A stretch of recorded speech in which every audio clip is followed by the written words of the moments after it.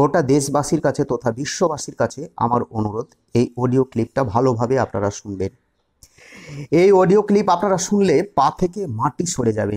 আমাদের রাজ্যের প্রত্যেকটা মেডিকেল কলেজে ছাত্রীদের সঙ্গে কিভাবে যৌন কার্য করতেন অভিজ্ঞ চিকিৎসকরা, কিভাবে 10 লক্ষ 20 লক্ষ টাকা দিয়ে অনার্স পাইয়ে দিতেন, কিভাবে ছাত্রীদের, সুন্দরী ছাত্রীদের ফেল করানো হতো এবং যৌন কার্যে বাধ্য করা হতো। এই অডিও ক্লিপটা ভালোভাবে শুনবেন। আপনাদের ছেলে মেয়েদের ভবিষ্যৎ এই অডিও ক্লিপের মধ্যে লুকিয়ে রয়েছে। আপনারা ভাবছেন যে আপনার ছেলে মেয়েদেরকে ডাক্তার করবেন, ডাক্তারি পড়ানোর আগে এই অডিও ক্লিপ আপনারাও ভালোভাবে শুনবেন। আর.জি. কর হসপিটাল একটা অভিশপ্ত হসপিটাল। বর্তমানে আর.জি. কর 4th ফ্লোরে মেয়েটিকে কিভাবে ধর্ষণ করা হয়েছে, কিভাবে খুন করা হয়েছে, খুন করার পরেও কিভাবে ধর্ষণ করা হয়েছে, সমস্ত ইতিহাস, সমস্ত ঘটনা এই অডিও ক্লিপের মধ্যে লুকিয়ে রয়েছে। ভালোভাবে শুনবেন। রাজ্যের প্রত্যেকটা মেডিকেল কলেজে সুন্দরী ছাত্রীদের কিভাবে বাধ্য করা হতো যৌন কার্য করার জন্য। ভালোভাবে শুনবেন, পা থেকে মাটি সরে যাবে। গোটা দেশবাসীর কাছে, গোটা বিশ্ববাসীর কাছে আমার অনুরোধ, এই অডিও ক্লিপ প্রত্যেকের কাছে ছড়িয়ে দেবেন, যাতে আসল সত্য সবার সামনে আসুক, রেপিস্টরা, খুনিরা ধরা পড়ুক এবং এই রেপিস্ট এবং ধর্ষণকারী তথা খুনিদের তথা চক্রান্তকারীদের যারা বাঁচানোর চেষ্টা করছে তারাও যাতে শাস্তি পাক। এই হচ্ছে সেই ভাইরাল অডিও ক্লিপ।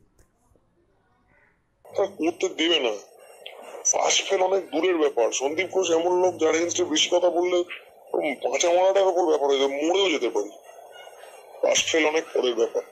যা আর.জি. করে গেছিলাম এবং জিবি মিটিংটাই ছিলাম, যা দেখলাম তারপরে খুব একটা মানে মানে এমনিতেই লস্ট ফেথ ইন হিউম্যানিটি হয়েছে ঘটনাটা, যা ঠিকই আছে।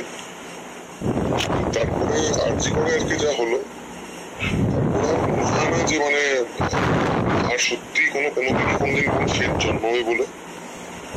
আর.জি. করের প্রিন্সিপাল সম্বন্ধে প্রত্যেকেরই আমাদের আইডিয়া আছে। মানে ওই আর কি, মানে কি বলবো, তৃণমূলের নিকৃষ্টতম নেতাগুলো যেগুলো আছে আর কি, পাড়ায় পাড়ায় মোড়ে মোড়ে বা রাজ্য স্তরের লেভেলে, যেগুলোকে দেখলে একদম এরকম 50টা নেতার নাম মনে দিল, এই মানুষটাকে কখনোই ম্যাচ করা যাবে না। সেটা মানে আলাদা লেভেলের একটা লোক সন্দীপ ঘোষ। তো কেন সে এত বিখ্যাত বা কেন তার এত বিশাল প্রতাপ?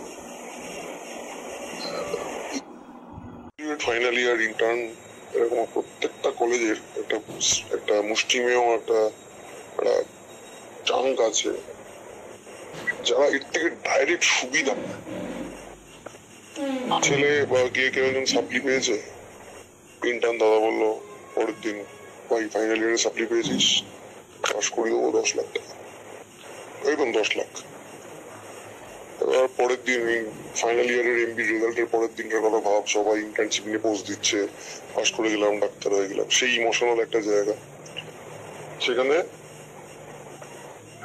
10 লাখ টাকা দিয়ে দিল, 2 লাখ টাকা সন্দীপ ঘোষ, 8 লাখ টাকা ইন্টার্ন।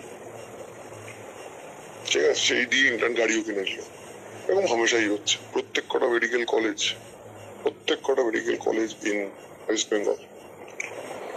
ইন্টার্ন ডিসিশন নিয়ে নিচ্ছে যে কেউ ওর এগেনস্টে কিছু কথা বলেছে বা কোথাও, তার বদলি। কেন? সে সন্দীপ ঘোষের লোক, মানে একজন অ্যাসিস্ট্যান্ট প্রফেসর কোথাকার কোন ডিপার্টমেন্টে, সে বদলি হয়ে গেল কারণ সে ইন্টার্নটা হচ্ছে সন্দীপ ঘোষের লোক।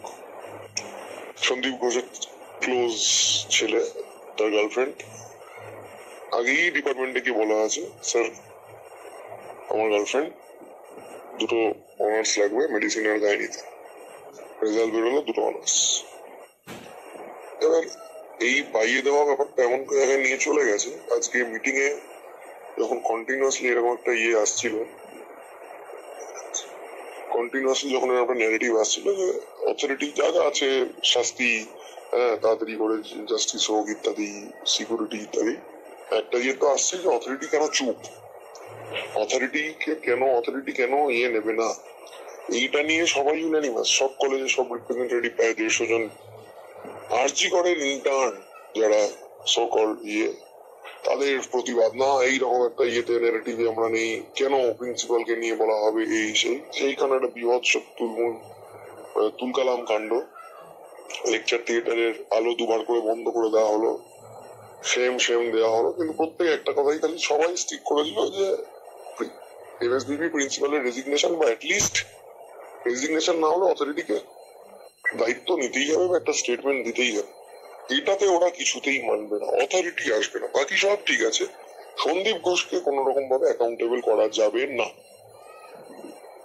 এবং টু দ্যাট এক্সটেন্ট যে চোখ রাঙানি পিজিটিরা আছে, মানে আরজিকরের পিজিটিরা যারা একদম টোটালি, তাদের সাথে আমার বাইরে গিয়ে আরজিকরের পিজিটিদের সাথে কথা হচ্ছে, ভাই কি ব্যাপারটা বল, ভাই দেখলি তো আমরা যে স্বাচ্ছন্দ্যে ভালো করে প্রোটেস্ট করতে পারবো না, পুরো ইউজি মাস, পুরো ইন্টার্ন, মানে পুরো না হলেও একটা বিশাল সংখ্যক তা করতে দেবে না। পাস ফেল অনেক দূরের ব্যাপার, সন্দীপ ঘোষ এমন লোক যার এগেন্স্টে বেশি কথা বললে বাঁচা মরাটার উপর ব্যাপার হয়ে যাবে, মরেও যেতে পারি। পাস ফেল অনেক পরের ব্যাপার, এমডি পাস করলাম না, এমএস পাস করলাম না, সেটা অনেক পরের ব্যাপার। এই হচ্ছে আরজি করের পরিস্থিতি, এবং this is the reason why এত বড় একটা ঘটনার পরেও জিনিসটার এফেক্ট এখনো এত মাস আপহিভেল হয়নি ফ্রম দ্য এপিসেন্টার ইটসেলফ। আরজি কর আজকে যা দেখিয়েছে, এবং শুধু তাই না, ওই ইয়ে থেকে জিপি মিটিং থেকে বেরিয়ে ইন্টার্ন গুলো, এই পাচাটা চটি চাটা ইন্টার্ন মালগুলো এরা বেরিয়ে এসে সবার আগে মিডিয়াতে বাইট দিয়েছে যে অন্য সব কলেজ থেকে লোকজন এসে আমাদের পিসফুল প্রোটেস্ট শুধু দিচ্ছে না, আমরা চেয়েছিলাম এই এজেন্ডায় কথা বলতে, তারা কেউ হতে দিচ্ছে না, এবং আমাদেরকে মানে মেন্টালি হ্যারাস করছে, এই করছে, এবং প্রায় 100 পুলিশ ডেকে এনেছিল, হু ওয়ার টেলিং আস যে আপনারা শান্তভাবে বেরিয়ে যান, অ্যালাউ করে দেবো, এরা প্রিন্সিপালের লোক, এরা নাহলে কিন্তু আমাদেরকে ইয়ে করতে হবে, কোন জায়গায় চলে গেছে ব্যাপারটা।